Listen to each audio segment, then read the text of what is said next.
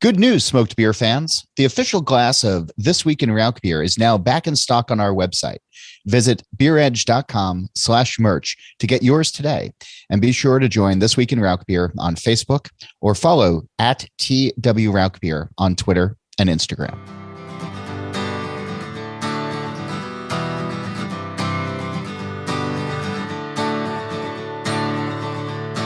Welcome to Drink Beer, Think Beer, the podcast that gets to the bottom of every pint. I'm John Hall.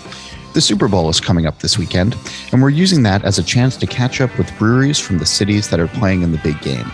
Lynn Weaver of Three Weavers and T.O. Hunter of Crowns and Hops in Inglewood, California, are here along with Matthew Steinke of Rhinegeist Brewing in Cincinnati to talk about a friendly wager, diversity and inclusion in the beer space, establishing community, and even a little business.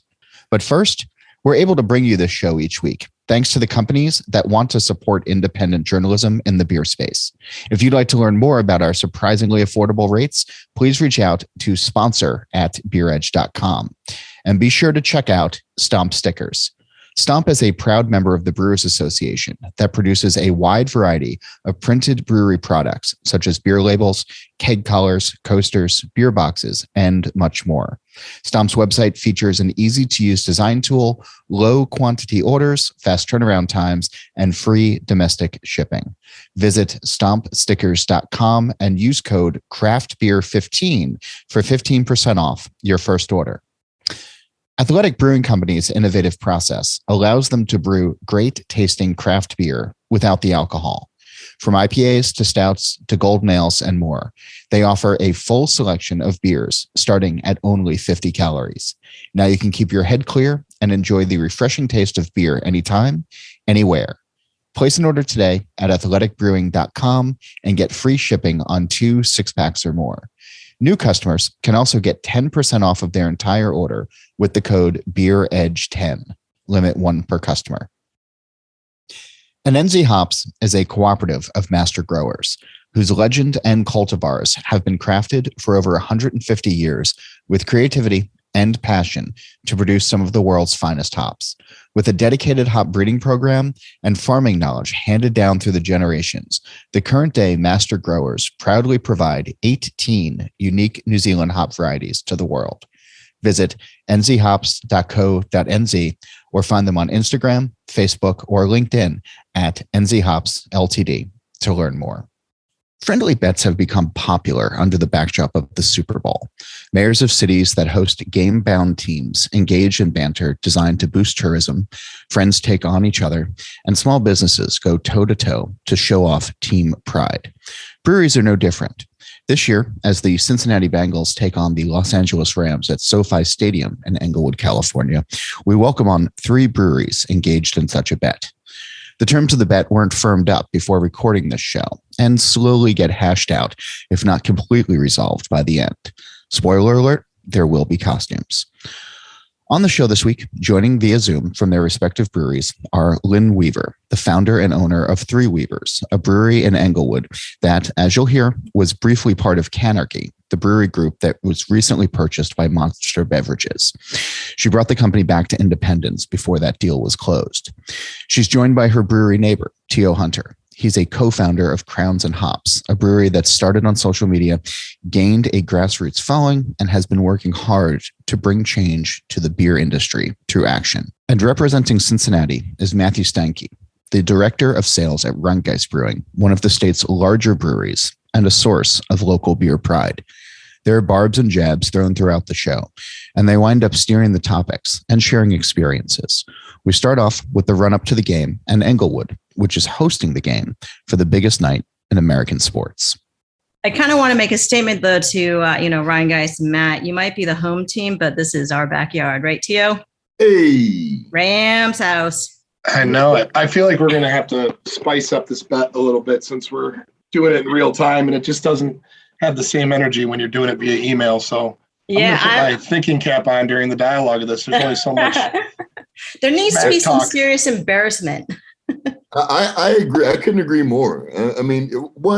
First and foremost, let's just take a look at that. Everything that you just mentioned, John, it's very rare that a home team has an opportunity to represent their city in the biggest game on the planet. It's a really proud moment for the city of Inglewood. And I think Lynn and I both, and first of all, we got to give our flowers to Lynn as one of the rookie brewing companies in the country. Lynn has done probably the most any individual could do for a city and craft beer to really have a presence. So Lynn, thank you for leading the way for us, sis. You're very, very sweet. I appreciate that. I think that my experience and journey of coming into Inglewood is not a typical one. And it's a humbling one where I had prejudice because I grew up in North Orange County, just like, 20 miles or so south, against Inglewood due to, the riots and everything, like when I grew up. Right. And so I didn't want to be in Inglewood. And I had this prejudice against Inglewood that was so unfounded and so wrong and embarrassing. And so I tell this story often that, there were moments in which I was like, do I call it Inglewood? Oh man, can I call it LA? And then the realization I was going so against the grain of my ethos of it's more than beer, it's community. And I was like, just floored. I was floored and had some self-realizations of my own childhood prejudice that I needed to overcome. And what made it worse in my own realization was going to the city and meeting all these wonderful individuals, just looking for a leg up. Because at that time when we came in, there wasn't any stadium. Hollywood Park was still Hollywood Park, and being discussed to be a development. And they really needed people to change their opinion of Inglewood. And for us to come in and to make that attempt to change people's opinion, like my opinion changed, one beer at a time, and pushing for businesses to see how business friendly Inglewood is. That was really my effort, because it was my doing right for my viewpoints, my wrong viewpoints before. So yeah, like I've done everything I possibly can do to promote the stadium, the new Clipper Arena. I've gone up to Sacramento and done witness stuff. I mean, like I will do whatever I need to do to promote our city. There's so much to unpack in all Sorry. of that. No. I wanted to, with all of that in mind, being the host city, but also having a team in the game. Tia, what's it like in and around where you are right now? Like, is everybody into this? Is everybody behind this? Well, just to give you a little context on myself, I was born in Inglewood. I was born probably a mile away from the stadium, and pretty much grew up in the South LA area, Leimert Park, Baldwin Hills, Altadena as well.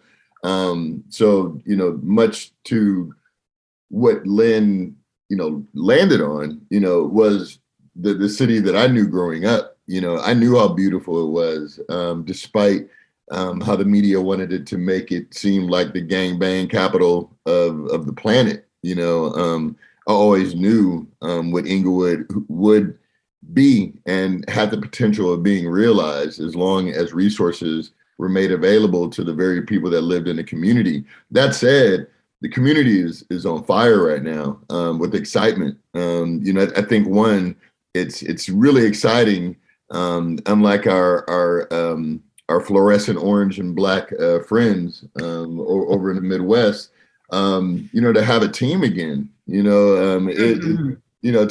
have your team, brought and then taken away, and then in one city and then taken away. The sense of pride that we have not only in having a team again, but then hosting the Super Bowl and being in the Super Bowl is surreal. I could say that everybody from the people coming in to develop to the people who own homes, which is a very real thing in Inglewood, to the everyday person is really excited. You brought up and I feel like using the word fluorescent has a little bit of shade attached to it. So Matt, I want you to jump in on this, because I feel like the LA folks, where they've only had the team for what, like 3 years now, 2 years now in LA? Three. You guys have been waiting since 1988 to make a return to the Super Bowl. You're facing off from another California team, which the last two iterations didn't work out very well for you. What's it like in Cincinnati right now?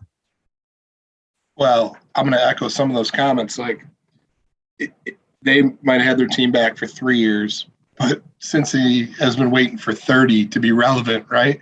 So the energy is similar. The city's just a buzz. I mean, you're through the burbs. There's pop-up merch stores happening. We had a pop-up event at the brewery for some retired swag, and the line was around the building on Saturday, literally around the building before we opened up. The energy is just electric, and it's good for the city. Cincinnati is not on the national conversation often, but it's a really beautiful place to live, and it's full of pockets of these beautiful neighborhoods, whether it's our community, whether it's sports, whether it's food, whether it's beer, right? There's a proud group of Cincinnatians and folks from Northern Kentucky that are grasping this and feel like 3 decades of cheering on their team is coming to fruition. And the cool thing is the team is young, right? And there's a lot of youth in the city that's going to be a new generation fan from this. And to the point that Lynn and Tio made is it's cool to celebrate the things that make your city your city. And when the national news starts doing stories on, breweries, cuisine, entrepreneurs, that's just good. What's good for the goose is good for the gander, right? And it's just an exciting time to be around it all. And I'm not from Cincy, born and raised, but the Cincy as a city has transformed in the 7 years I've been around it tremendously. And it's like this living, breathing, growing entity, right? That's really evolved into a beautiful place. And I think there's people that are born and raised in Cincy are finding a moment to kind of puff their chests out a little bit. And that's a good thing for everybody. I like that you brought up that there are stories being done about local food, about local breweries, because it's even with closing in on 10,000 breweries in the country right now, going into Super Bowl Sunday, when it comes to talking about beer, normally what dominates the conversation are the very largest companies in the space, the ones who spend tens of millions, if not more, every year on advertising, and then get prime spots during the game, that tug at heartstrings or make you laugh or whatever, and then also have a lot of stadium rights and team rights and et cetera. Are you finding, and this is just sort of a jump ball for whoever wants it, but that craft beer, small beer, independent beer, whatever we're calling it these days, is able to be in the conversation in ways that it hasn't in the past? I'm going to jump on that one. Please. There's very limited opportunity, and you have to have kind of almost guardian angels in some aspects within those stadiums in the high level games like this, because it is a absolute monopoly on the sponsorship side, where they come through and take off all of our handles and take all of our cases. And it's really those guardian angels and those stadiums who somehow lead and protect the best that they can. We are very, very fortunate. Three Weavers is still in the stadium. Somehow we were able to keep 10 tap handles and some placements for 19-2s. So I'm going to do some little bit of guerrilla warfare tactics to use social media to post where and incentivize folks to post where our beer is throughout the stadium during the Super Bowl. And I'm hoping to capture photos, and that's what you have to do, or else nobody else is in there. No other craft brand is in there except for ours, and we are so lucky for that to have happened. Will it happen again? Probably not. I think that they will learn this time, that there were some residual crafts somehow that snuck in, and probably demand that it's gone. But at this point in time, it's going to be there. So you got to do what you got to do. So, Tio, with Lynn being the only craft brand that's in there, but you being local, how are you finding ways to become part of the beer conversation leading up to the game? Well, I'd say we probably take some of those same guerrilla tactics. We have found ways to get in the stadium when more than I'm sure there are others that wouldn't have us there. But again, we've been able to have, to Lynn put it, some great guardian angels to allow for brands to be there. I mean, let's be honest. Not only are we a craft beer that's really fighting the good fight, but we are two woman-owned, a Black-owned, a veteran-owned business in the craft beer space that are hosting the Super Bowl. It would be great, if the NFL, if certain entities that allow for businesses to have an opportunity in the brightest of spotlights in our country, allowed for companies like ours to have a little stake in the game. But again, to Lynn's point, we have to do everything that we can to fight and claw for a way to show up in the best way possible. But what we have planned on doing is a few activations in and around the city that we know and that we love, to give people an opportunity to celebrate and to enjoy the city. We'll be participating with the Taste of Inglewood to make sure we have a presence for those who can't exactly make it into the stadium, but we'll want to celebrate just the same with something that we think is the breath of the city, which is independent craft beer. So I wanted to be clear. So on Sunday, are you also going to have beer in the stadium? We don't have 100% confirmation. We do have beer in the stadium, but like Lynn pointed out, they take overt measures to make sure that the only beer that's available is the sponsored beer. And, gotcha. That's pretty much the name of the game. Okay. Well, if anybody's listening who is actually going, be searching, I guess, both of your social medias for where the beer might be when it pops up. And our plan is to actually just keep this rivalry going. So everything is always going to be tagged Rhinegeist and Crowns and Hops in our stuff. So as we push, it's just, we're going to rub your nose in it. I'm sorry, Matt. It's just going to be like, sucks to be Rhinegeist. I can tell you, Lynn, for a fact, we do not have beer in the stadium. Well, what about your home stadium, though, Matt?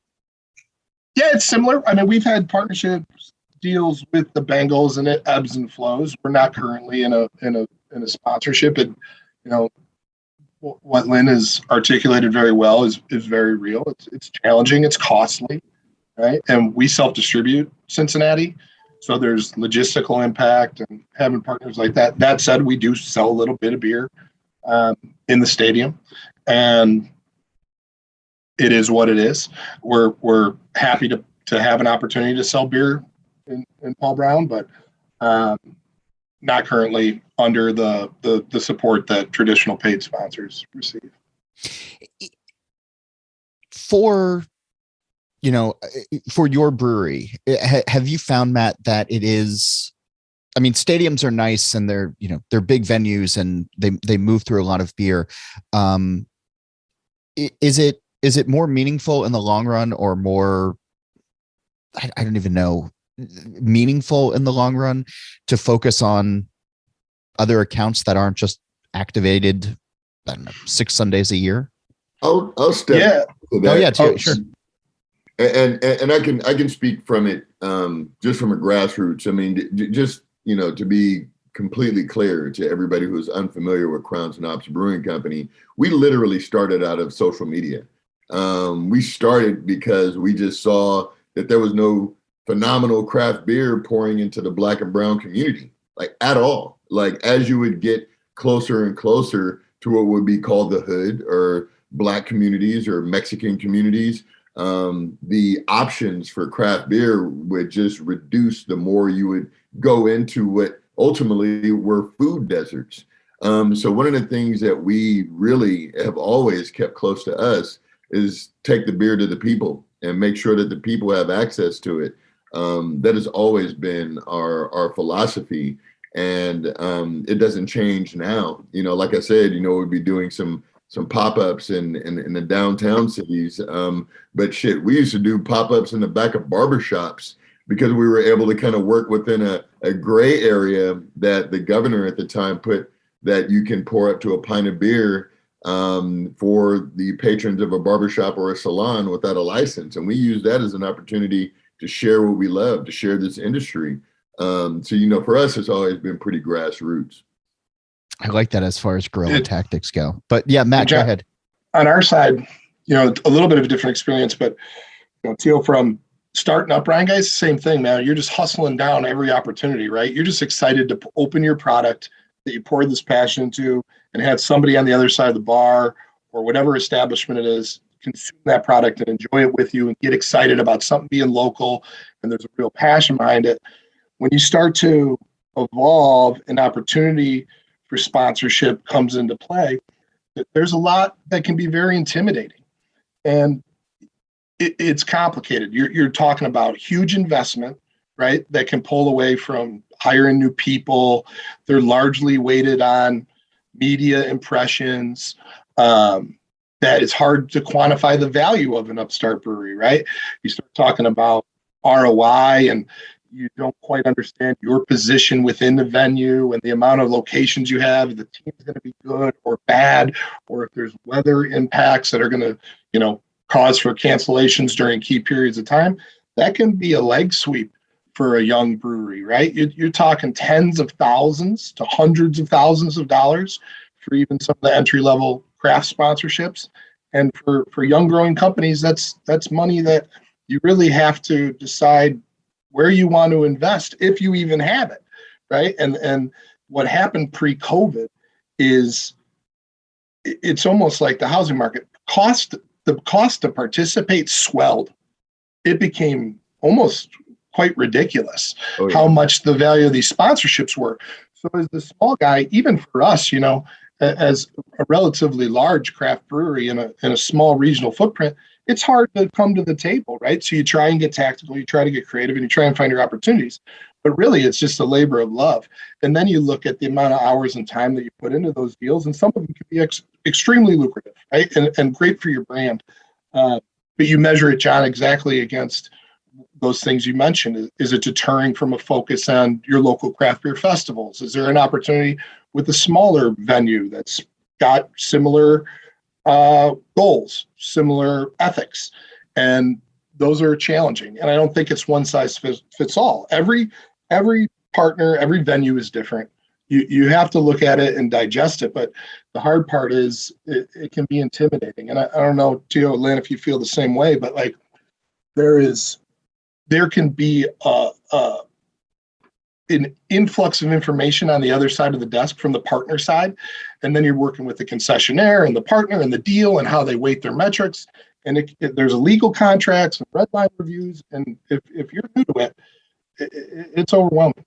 It is. I agree with you, Matt. The real ROI side on any type of marketing sponsorship is so nebulous that you can't calculate it. It doesn't matter how much beer you sell because you're never going to end up recouping the actual outlay of the marketing sponsorship. And then like you said, it goes to likes and views and impressions. And that's not a definitive number. You can look at those numbers, but ultimately at the end of the day, it doesn't translate into actual physical dollars that you can compare to the investment. So 100%. For me, I've always been a little bit wary of sponsorship, physical dollars, and giving my time in different ways. So rather than giving money, I give time, I give effort. So I've always spent the time in building relationships with the different venues. At least our team does.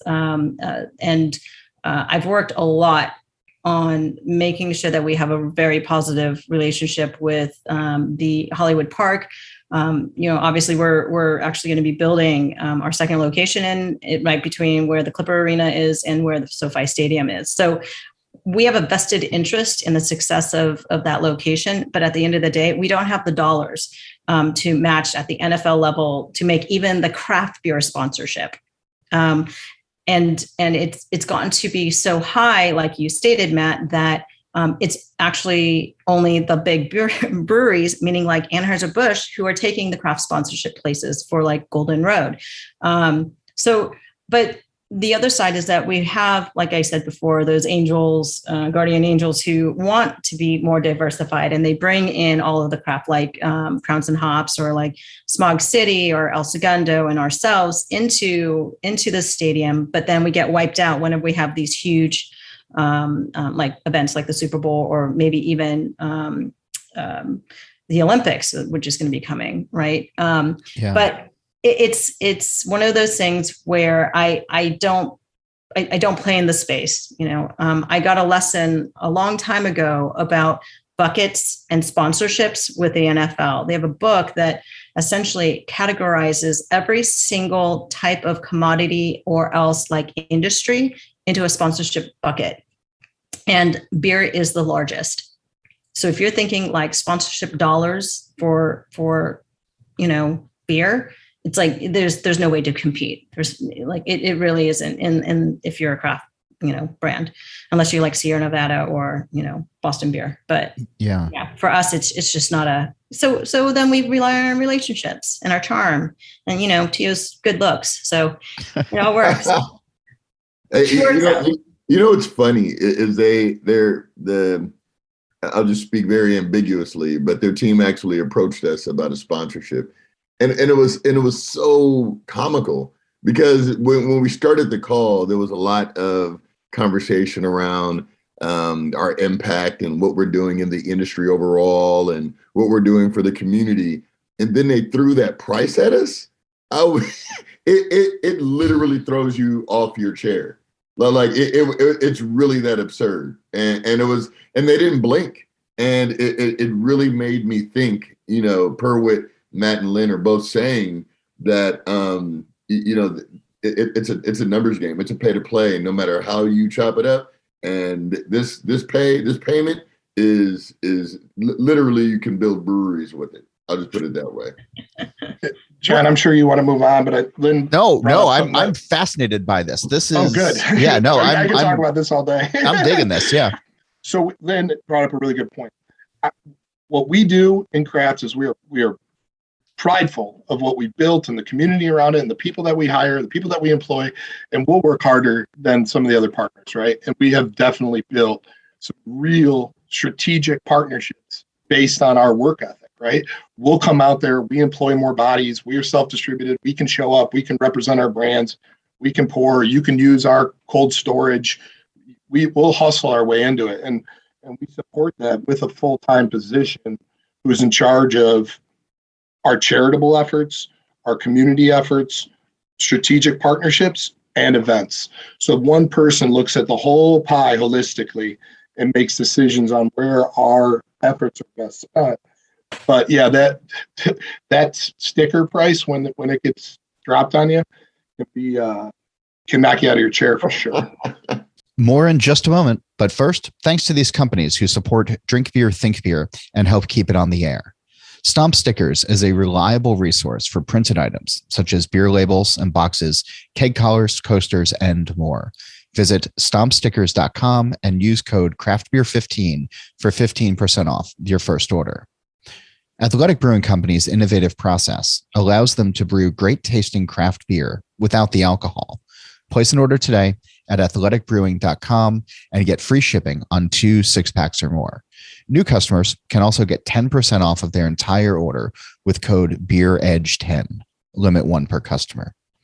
And NZ Hops. It's a cooperative of master growers whose legend and cultivars have been crafted for over 150 years to produce some of the world's finest hops. NZ Hops are like no others, unique in their flavors and aromas. Visit nzhops.co.nz to explore more. And now, back to the conversation. community is this word that has come up now several times, and two, it's also in your email signature, I noticed, as well, building communities.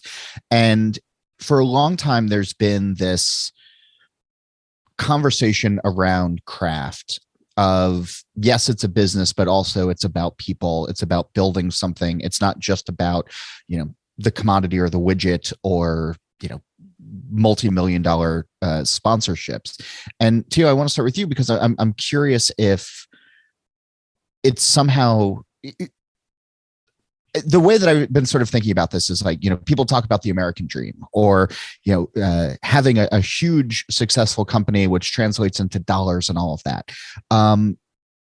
There's got to be those satisfaction in knowing where your beer is going, who it's impacting, and what you're building behind it, maybe a little bit more than, I don't know, a multi-million-dollar sponsorship or, a banner at a stadium or something.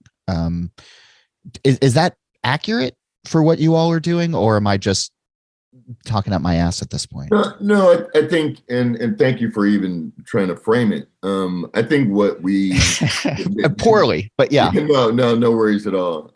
Because it starts with a conversation, and that's one thing that Benny and I, when we first went out on this path of introducing people that maybe had never even heard of craft beer to the industry, is it started with a conversation. Around 7 years ago, we just saw that there was this huge disparity. Every time I would go into a brewery, I would tend to be the only Black guy in the room. Benny, most definitely the only Black woman in the room. And we just couldn't figure out what the thing was, what the problem was, or what the disconnect was, especially for an industry that I was learning to be a very community-based, community-centric type industry. And what we learned is just that there was so many assumptions about what people would enjoy, what people would like. And I'll never forget being at a beer festival. It was one of the first beer festivals that I attended. And I asked a question to this guy named Ken Grossman, who I'm sure nobody knows, but I didn't know who he was at the time. But I asked another brewer with a beard. Yeah, exactly. But I asked him, like, how do I get more Black people to drink more craft beer? What do I say? What do I tell people? And he was like, you just have to bring them the beer, give them the beer. You can't tell them shit is exactly what he said.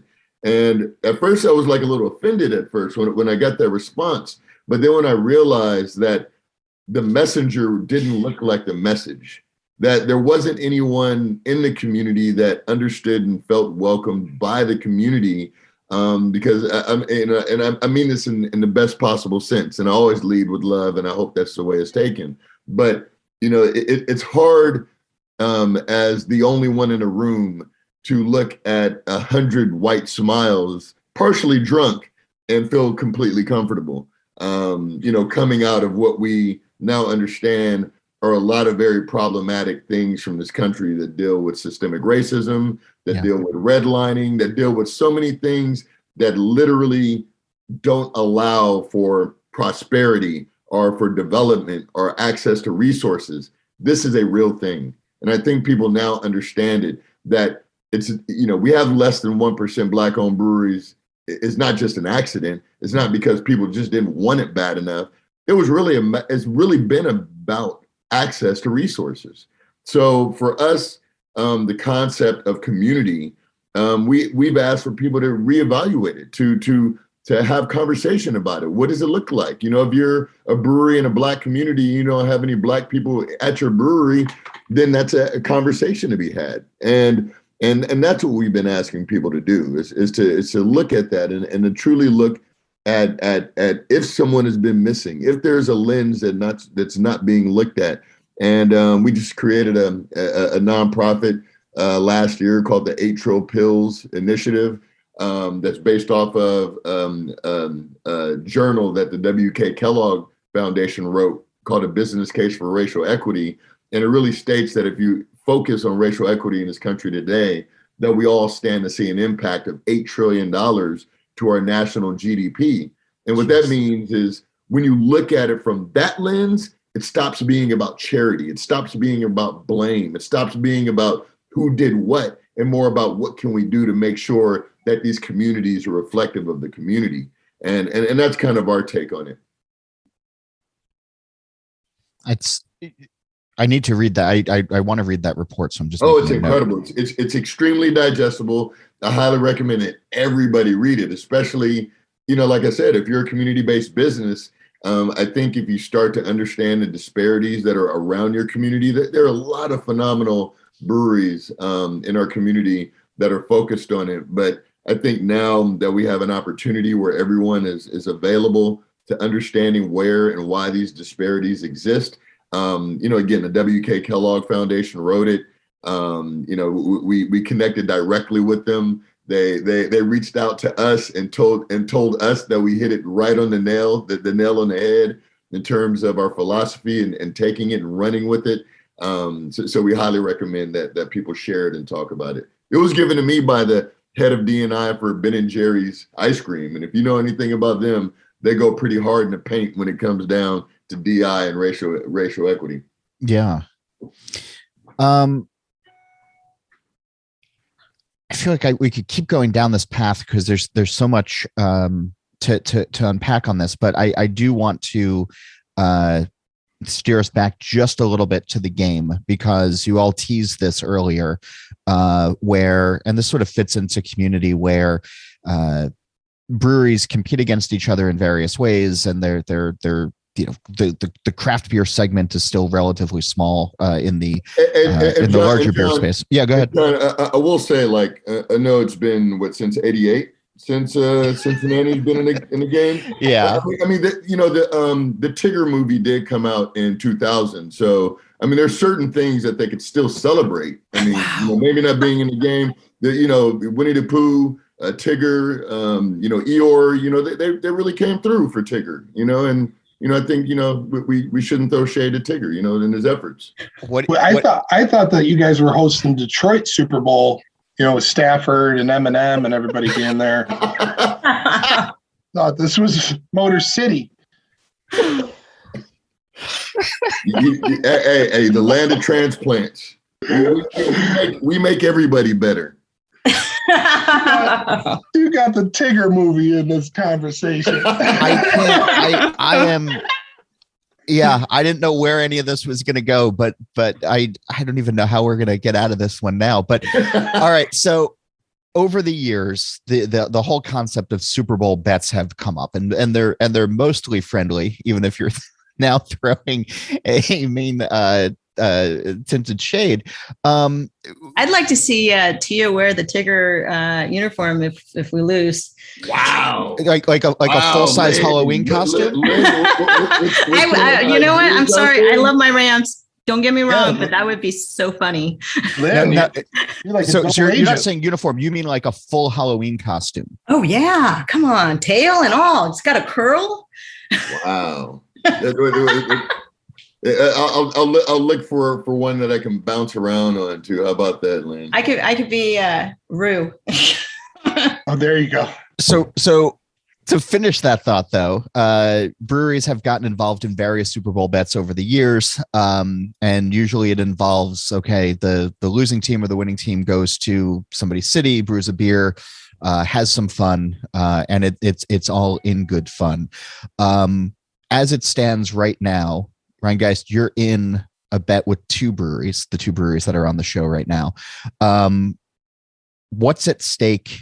Like, what's already been established as to what the winning team the conversation is open, John. So I think you're mediating this podcast in a position to maybe influence the final bets. But but we did talk a little bit. I don't know, Matt, if you were on this one on the CBC wearing the jerseys. That's a no-brainer. We'll do that for sure. Yeah. Yeah, okay. I feel like this needs to take on. I want to spice it up. Social media. This, without a shadow of a doubt, must be a social media presentation, in my opinion. I think we could happily host.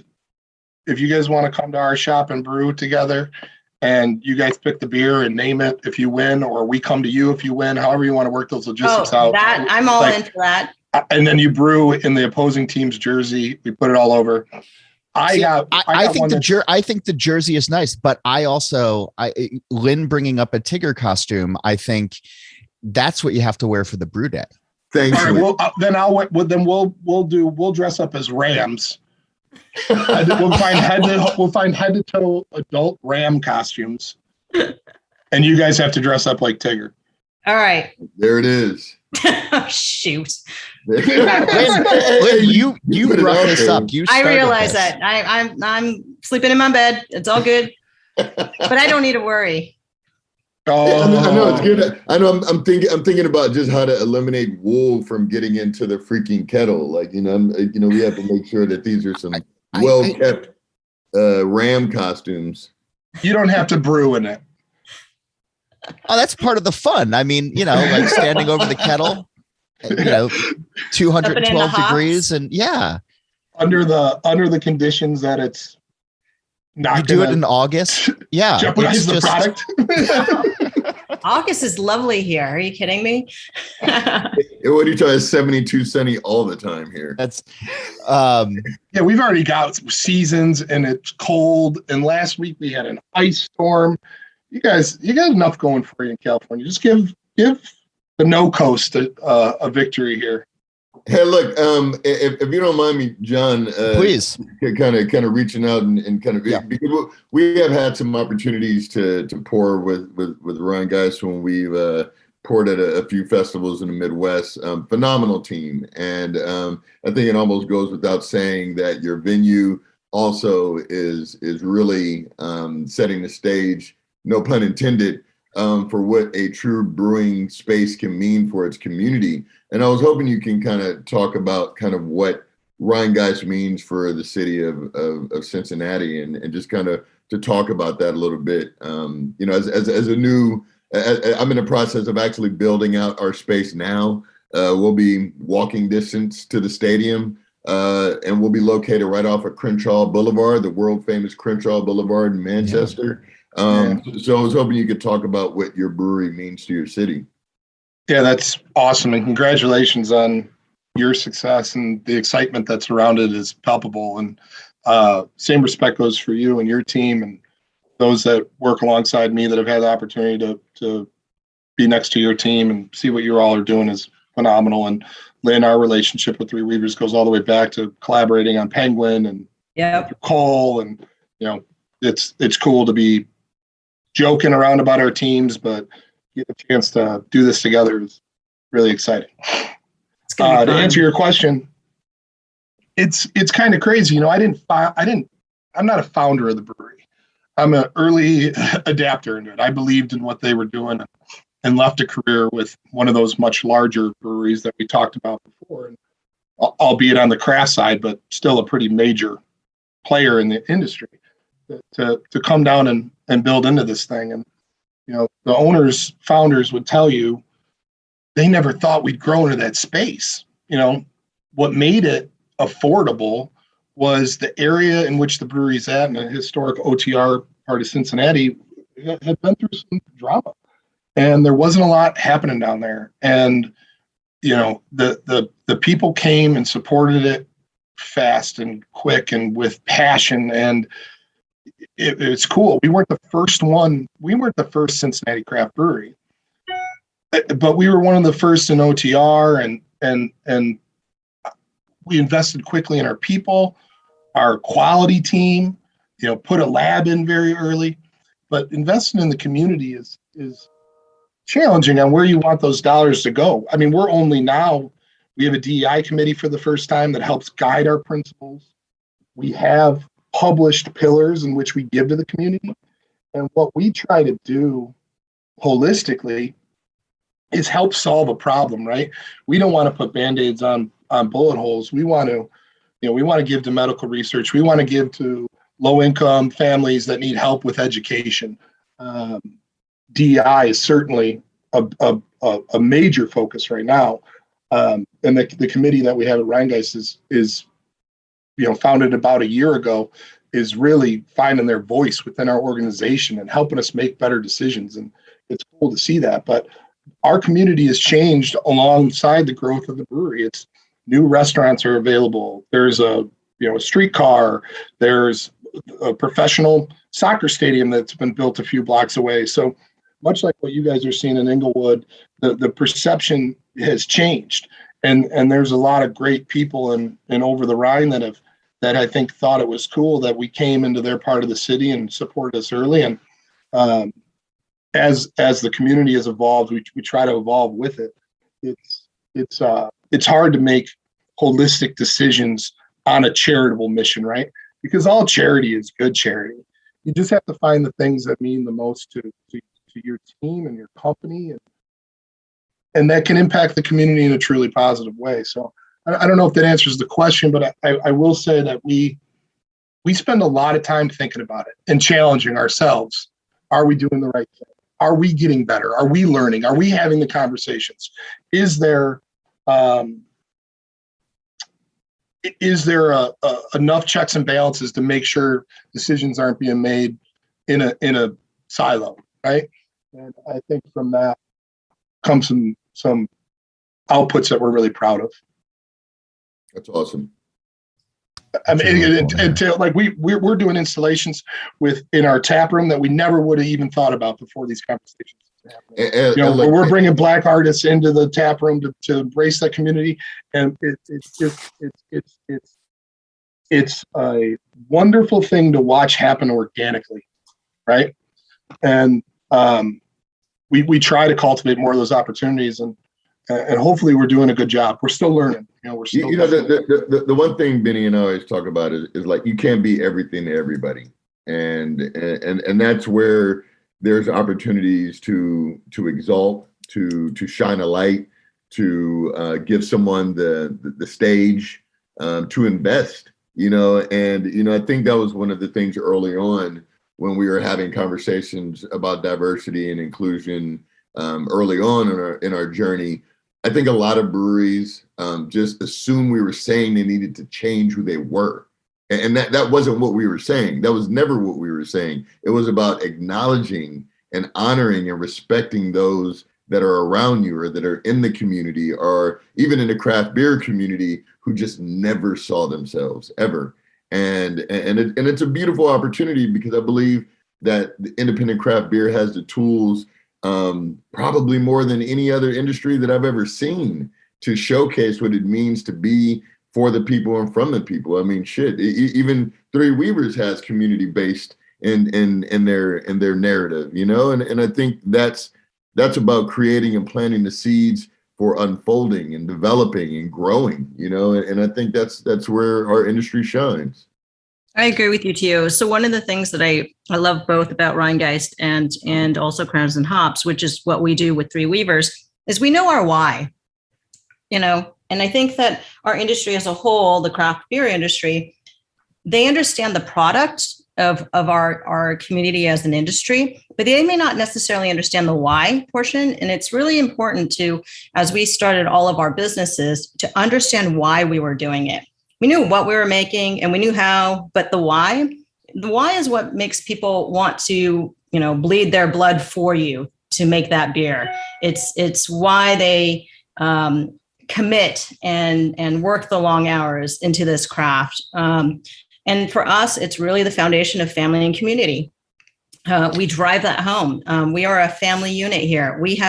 Everybody has a say. Nobody should be scared about bringing something up in our house. And I'm kind of curious because, like, with all the issues with DEI and just being, much more hyper aware, we're in Los Angeles. We are a melting pot. So Tia and I have an advantage because our demographics are very different than yours, Matt. So I'm kind of curious to know. It's not fair to have the assumption that you are expected to have something different than the demographics of your city in your brewery, right? Whereas for myself, we are we have a mix of male, females, and are even identified different, gender, whatever. And then a lot of our production happens to be Latino or Mexican, or even, some of the guys in the tasting room are Black. I mean, we're mixed because that's what our demographic is. So I'm curious to know how you deal with that in Cincinnati, and what the mix is for you. And are you feeling like you're having to push a little bit harder in the sense of when you're hiring, or how you make that DEI choice in the sense of, your staffing? Yeah, I'm happy to answer those questions. I want to set that up with, we're learning, right? We're growing, we're challenging ourselves to be better. And I think the easy fix is to put out something short term and say, hey, this issue came up and we did this and we donated X amount of money. We wanted to put fundamental systematic changes in place at Rhinegeist that led to long-term growth opportunity to continue to digest this. I mean, we're still, I don't want to steal thunder from our DEI committee, because the work that they're doing is largely the research portion is happening right now, right? The outputs of these things are just starting to be implemented, and it's really cool to see it happen and as they find their voice. So I'm not on that committee. As the 40-year-old white guy, that doesn't make a lot of sense. The diversity committee is diverse by intention, and they challenge leadership to make sure that we're evolving to reach a greater community. And I think we probably skewed a direction that you can assume, but our community is diverse, and we want to find better ways to organically celebrate that and bring new people into this great thing of craft beer. So I think I'm not trying to buck the question. We're largely in the research and education phase. We really wanted to take our time to understand how we can grow. So like defining inclusion internally, defining equity, surveying our team on what it means to them. What is culture within Rhinegeist? And the responses we're getting are helpful, right? So we have a better understanding of the internal interpretation of those words. And then how do we implement those practices in the future? We definitely are working on hiring, Lynn, 100%. Mm-hmm. Broadening our search is like step one. That's we're implicating those changes now, right? Where do we post for candidates? We went to the same 3 spots everybody else did for 7 years. We're widening that search now, and our HR team was 1 person. It's now 3. We brought in some people to help us do just that, right? And make sure that our job descriptions are written to embrace a broader search of a candidate pool, just in hiring internally. So I think it's a long-term thing. Like we should be in constant education mode, and that's where we're at now, and starting to implicate some of those things. So I don't know if that offered clarity, or I'm happy to add more. No, that was great. Well, just to offer something out there, and again, one of the reasons why we created the 8 Trill initiative, and we invite everyone to join us in what it means to create and support racial equity within a craft beer industry. I'm sure you all have heard the stat, less than 1% Black-owned breweries in the country. We truly believe that there's something that happens when you see yourself, your culture, your identity, your vernacular used in a brewery. You truly feel like it's an extension of your home. You don't feel like a visitor. So there's something about going to a brewery that specializes in bike riding and running, or in the LGBTQ community, or whatever the case might be. People see themselves, and then when that happens, they get bit by the bug. And you know how it is. Once you get bit by the craft beer bug, it's game over. You want to spread it, and you want to share it with as many people as you know. And we believe that about the solving of the less than 1%. To be honest, Benny and I have a goal for in the next decade accomplishing 5%. It sounds like not a lot, but it is. And if you think about the growing rate of breweries, and obviously there's the cases where breweries don't make it, and we wish that everybody could, but this is a business and we understand that. But our goal is to make sure that the breweries, the Black-owned breweries that currently exist, don't fail. We believe that is an initiative that the Brewers Association, and if not the Brewers Association, that brewers in their respective communities should take to heart, because what that means is that they don't want an opportunity for our industry to expand by supporting these breweries. So that's what the Atro Pill initiative is all about. We have some incredible partners in it. We've had some great conversations with Rob Todd at Alleygash, with Matt Lincecum at Fremont Brewing, who all are now going to really align with us to ensure that we're providing resources. But we do believe it may not sound like a lot, but seeing yourself in the craft is such a huge thing. I think it's also why the Pink Boot Society has become such a prominent force in our industry, because you're not alone as a woman. You're not alone anymore, and that's what we ultimately signify. Lynn, I want to go back to one thing that you were talking about before, though, of with people at your place. You want them to feel comfortable. You want them to be able to speak up.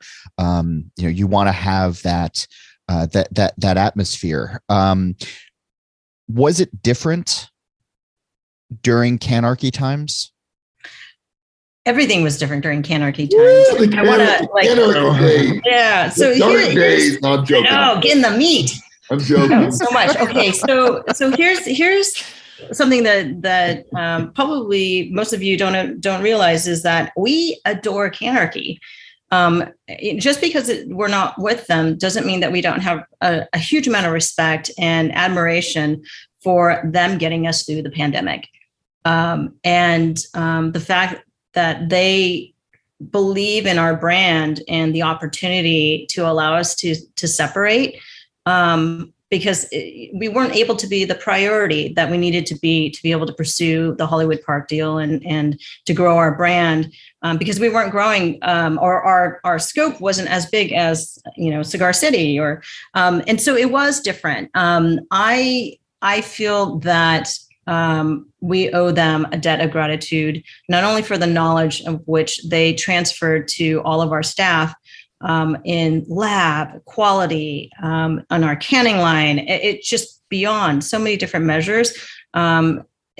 It's just different in the sense of culture. I feel like we lost a little bit of we lost a lot of our culture, like who we were and what was most important. That's And that's what I was curious about. What was lost was like me interviewing people and having the conversation. Where do you want to be in 5 years? What do you see yourself doing? What is your dream? Okay, I get it. Let's make sure that you, like, when you're ready to leave here, because this is not going to be your final place, let's make sure you have more skills towards that goal than you have right now. And that's where there's like an investment on my side, for every person that comes in here. Some guys here may never leave. And I hope that, some of them will only be here for a short period of time, and some of them may be here for like a couple of years. But my goal is for them to learn and to educate themselves and to be able to rise up within the ranks, and to better themselves. That's part of what any parent wants for their kid. And I kind of take this position of, if my kid was to join a business, I want them to be treated the exact same way that I treat my employees, and give those opportunities, because I'd rather hire up than hire in, and I don't know, like Matt, how you guys do it over there, but it creates that feeling of family and the ability to come into my office and vent or talk things through. And then also helping them in the sense of how to vent, how to handle, how to manage, even on the personal side, because it's like, we're all friends here. We go camping. Well, Chris is our director of operations. He's an amazing pizza man. I mean, like, he'll bring his little pizza oven and like turn out 12 pizzas, and it's awesome. Like, and ramen. What's that? And ramen. Jesus Christ, man. Oh yeah, does he do ramen? I haven't had the ramen. I'm Japanese and I haven't had his ramen. And look at how and really, if you think about, and I'm sorry not to cut you off, but really just to give credit to like LA, Inglewood, South LA based brewers. Like, literally, we have a Mexican dude who's the head of brewing operation who does the most phenomenal pizza and ramen. Salvadorian. Yeah. I mean, Salvadorian. Exactly. Yes. Yeah. I mean, it's really a testament to, I think, the culture that's being created in this community. Lynn was the first brewery in Inglewood. We're probably the loudest. But it's all in tandem. It's all in tandem. It's all to promote this mission of what it means to support one another and to wish the very best for our futures and our careers, and to be incubators for success. And from the sounds of it, Matt and his team over at Rhinegeist also have the same philosophy or similar. Yeah, no doubt. And culture, that button is, it's hard to push. It's got to be organic. And I think the pandemic, depending the size of your brewery, hurt people culturally regardless, right? Because then for our team, like we're getting together for happy hour. We're eating those pizzas. We're playing beanbags in our tap room. We're playing wiffle ball. And the pandemic stopped all that. And you've got shift workers, and you're trying to make sure that contact tracing doesn't hit other departments. And some people are working from home and others aren't. And that's stressful to those that are showing up on site, and other people are working from home, and it's going to take some time for us to find that camaraderie again. With over 300 employees, it helped when the tap room opened up for sure. And we're still navigating our way through that, but it's a challenge to be ripped away from those bonding moments, right? And try to keep people safe, and we're working on that now, and making sure we don't. It's just critical, right? You asked how we do it, and we went through a phase where we were, we hired so many people so fast. I say we had our growth spurt, right? We're like an awkward teenager that could shoot lights out 3-pointers, and a high school coach came into the gym and was like, "Hey, you could play high school ball." And we had the talent to do that, but we didn't have the maturity, right? So now we're starting to mature. We're getting a little older. We still got some of that talent, but those exciting times of everybody just picking the company up and throwing it on your back. And we're going to get this done because we love what we do, and we're going to work so hard to do it. Growth gets harder. You're further away from your teams. Pandemic puts challenges in. You lose the ability to be on premise, sampling people, talking to customers, finding new people to experience these beers. So there's a little bit of a rebirth happening. And there's some level of it being exciting too. What's the next wave of this going to be? And put this pandemic behind us, hopefully sooner than later, and get out there and find more opportunities. Before this call started, you were talking about how it's exciting to look forward to, things reopening. And I think that's going to be a rising tide that lifts the ships of our industry, right? We're resilient. Craft could have got beat down from this. And I think a lot of us not only survived, but thrived. And we learned you had to grow up real quick, right? You had to grow up real quick. I am a little worried, though. I am a little worried about the lack of number of closures that have happened, what I would have anticipated. When I joined Canarchy, it was my comment was that, look, I didn't want to be by ourselves. We were growing at such a fast rate that it was getting unwieldy, almost triple digit growth and the capital that's necessary to maintain that growth. But at the end of the day, I think that I'm really worried. I'm worried that I knew something was going to happen. I thought it was going to be a market correction and that the long tail would be a little bit shorter, but now it's not. The correction hasn't happened. And then you now have all these EIDL loans that have been funded over 30 years. And it's a little bit daunting now that a lot of these breweries are so debt heavy. Regardless of how that payment is, I don't care, 30 years or whatever, there's a lot of debt out there, and it's still debt. Yeah. It's a little bit worrying to me. And there had been a lot of debt going into the pandemic as well for a lot of breweries, and this just sort of redistributed that. Or added on top of it. Yeah. And so that's where I was saying that I'm super thankful for Canarchy, because if I hadn't joined Canarchy, we would be so deep in debt. So deep, and I would feel very, very uncomfortable. I'm a planner, and I planned something happening. I did not plan a pandemic. I didn't think that was what it was going to be, but I'm glad that we had joined Canarchy, and now leaving, we've been able to set ourselves up in a really great position. We're submitting plans shortly here for our brew pub that's going to be in Hollywood Park, right next to the SoFi Stadium, or right down the SoFi Stadium. So we're in a 10 times better position, and we owe it to Canarchy. So our relationship with them is fabulous, and I wish them luck with their Monster acquisition. Yeah. So I'm hoping that everybody, there's not too much of a shifting of jobs and such. They keep on saying that they're going to keep the businesses separate. So that means that nobody should be losing any positions or anything. So I'm hoping that happens. And I see a lot of opportunity for them in the future. All right. As we start to wrap up, because I'm mindful of everybody's time, going to ask you all the same question. Tia, you're going to go first, if that's all right. On Super Bowl Sunday, you can have 2 beers in front of you for the duration of the 4 quarters. One is one of your beers, and the other is a beer that your company does not make. What are the 2 beers? Wow, 2 beers out the gate. I have to go. One of yours and then one of somebody else's. I got it, brother. I would say without a shadow of a doubt, it would have to be Inglewood Juice.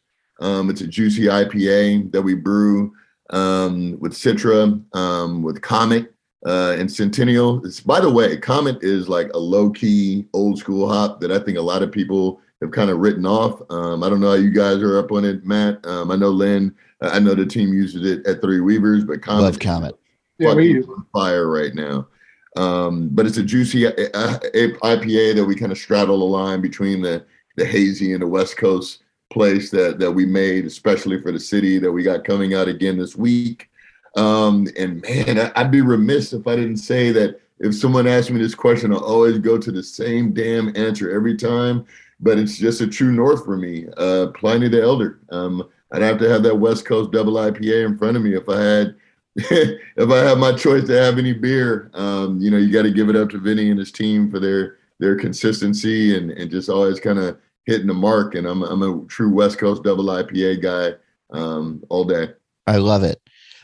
Matt, 2 beers in front of you. One of yours, one from somebody else. Oh, it's so tough. I was when you asked this, I was like, oh, pick me last. I need to think. I'll go. All right. Well, then, I'm not shy. I'm usually pretty damn direct. So I would have Expatriate in a 19.2 can, especially when we're watching the game, so I don't have to get up. And then the other one, I'll be honest with you, Matt, it's got to be Bubbles. Bubbles. Bubbles. Oh, crap.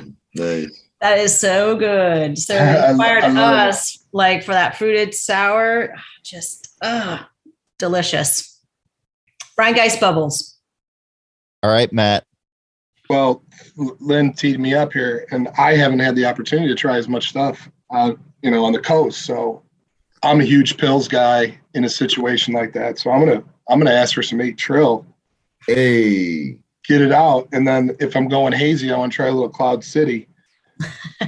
I'm gonna go internally with Fresh Truth. Day 1 Truth IPA. It just sings, and I wouldn't say I'm going to drink them throughout the whole game, but that's going to be one of the first couple beers, and then I'll settle into something a little bit more sessionable. Well, 7.2 sneaks up on you on Truth. I was going to say, Matt, the truth's going to hurt. Yeah, right. Yeah. Centennial, Simcoe, Citra, Amarillo, just classic hops, but that's 7.2. It doesn't drink like 7.2. So I joke around a lot. I have a 1 Truth limit. That's it's a good excuse to call in sick on Monday. All right. So your bet is mostly firmed up at this point. There's definitely going to be costumes involved, beer and the location to be determined, jerseys at CBC to be worn. Regardless of who wins on Sunday, if it's the Rams or if it's the Bengals, we can all agree that if he's calling a game, Joe Buck is the absolute worst. That's something that I think we can all unite behind. Poor Joe Buck. I tell this story about Joe Buck in an elevator in St. Louis, and he's in this elevator, and this kid's like, "You're Joe Buck." He's like, "I am. I'm Joe Buck. Would you like an autograph?" And he goes, "No, you're Joe Buck." There was nothing worse than seeing his show debut on HBO and literally it got burned to the ground.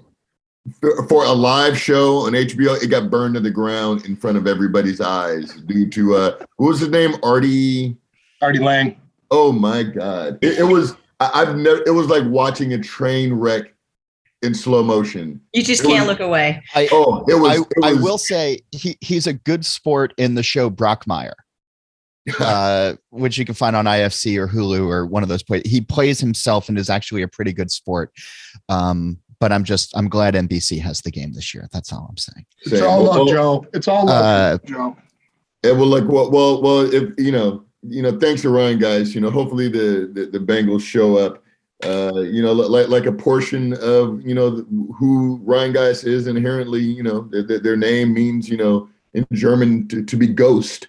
So my thought is they're going to be Geist-like and be phantoms in the Super Bowl game. So thanks guys. I'm gonna go right through them. I'm gonna enjoy winning this. I'm gonna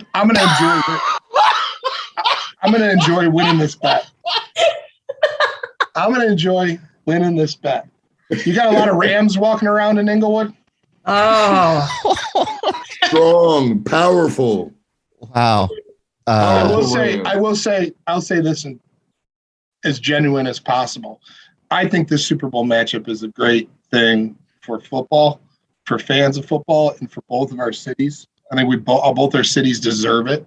Agreed. And I think it's a cool game that is going to put our cities on the map. Both teams have real exciting storylines to follow and root for if you're not a fan of the home team. And if nothing else, we got the two baddest helmets in the game. No shit. Mashing up on each other, right? Like, that'd be great. we definitely win the helmet battle, right? It's gonna be one of the more colorful Super Bowls in a long time. I'd say that much. I actually picked up a white jersey because I thought it was going to be a blue jersey, but I didn't have a white jersey, so I picked up a white jersey. I got a match. Right. Hey, Teal. You know what I'm talking about, right? I'm like, the Rams are wearing white. Yeah. Ask Mahomes what he thinks about sleeping on the Bengals. Oh man. Well, I'm going to let you all continue this over your emails as you're getting this sorted out. But Tio and Matt and Lynn, thank you so much for being on the show this week. Thanks for trading the barbs, but also getting serious about where beer is and where it's going and the work that has to be done. This was a lot of fun and enlightening. So thank you for taking the time. Well, thank you. Thanks for having us, John. Appreciate it, John. Thank you, man. Who are you rooting for in the big game? And what are you going to be drinking? You can tell me about it.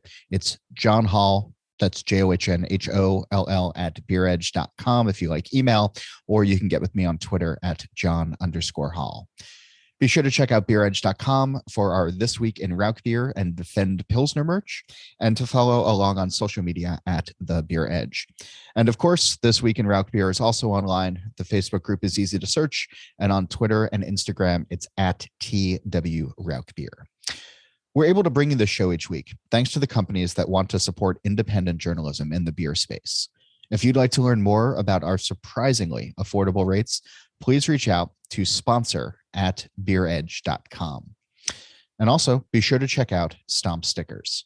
Stomp is a proud member of the Brewers Association that produces a wide variety of printed brewery products, such as beer labels, keg collars, coasters, beer boxes, and much more.